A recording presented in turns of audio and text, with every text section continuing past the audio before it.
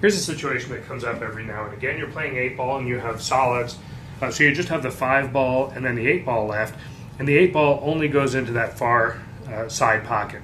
It doesn't bank into that lower corner there, but you have the wrong angle on the 5-ball. The 5-ball is aiming toward the left side of the side pocket. What do? Well, this is a case where a shot called after-shot masse is useful. This is not a particularly difficult shot. It just goes like this.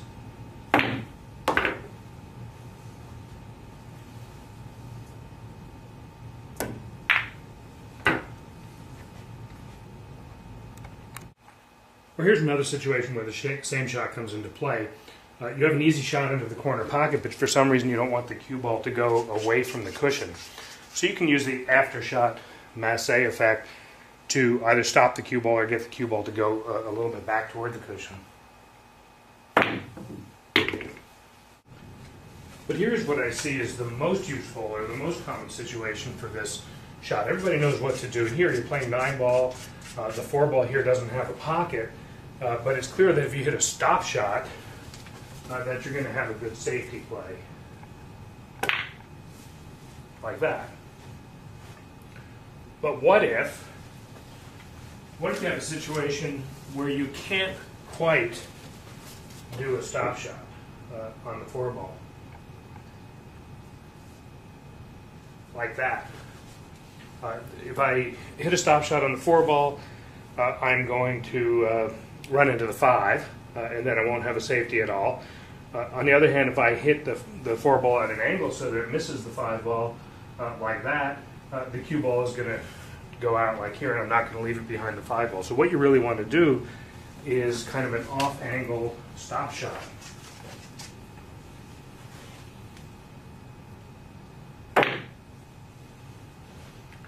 So that's an after-shot masse. Or here again, the 4-ball doesn't pass into the side pocket, and I can't hit a stop shot, a normal stop shot, or I'd run into the 5-ball. So I can try to use the after-shot masse effect and hit the 4-ball in that direction there.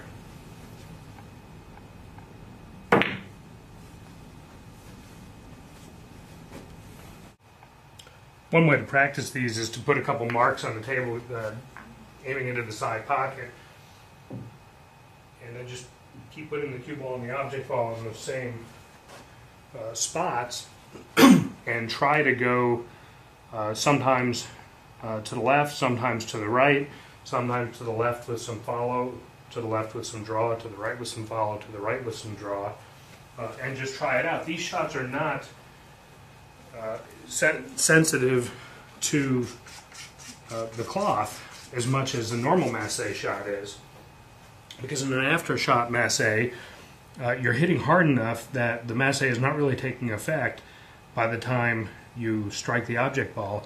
It's taking effect after you strike the object ball. So if you hit this 5-ball and you want to go to the right with some draw, you do it like that.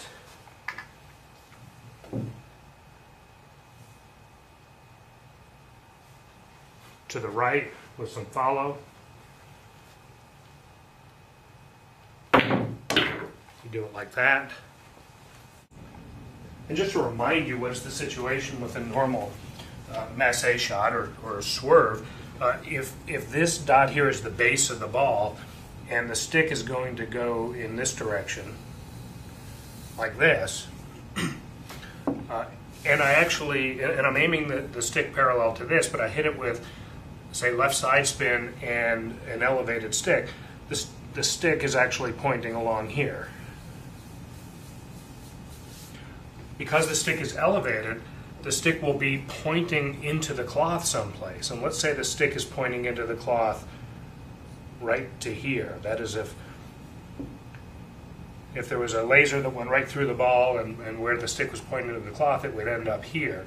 What that means is that this line is going to be the final direction of the cue ball.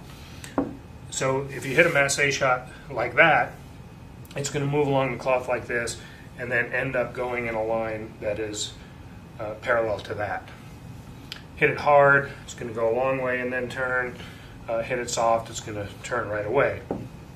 So to get a ball to go backwards with a masse shot, like some of the trick shots that you see, you need a pretty vertical cue, and you actually need to aim to there, because then the final direction is going to be parallel to that, and you hit it a little bit hard and it'll go like that.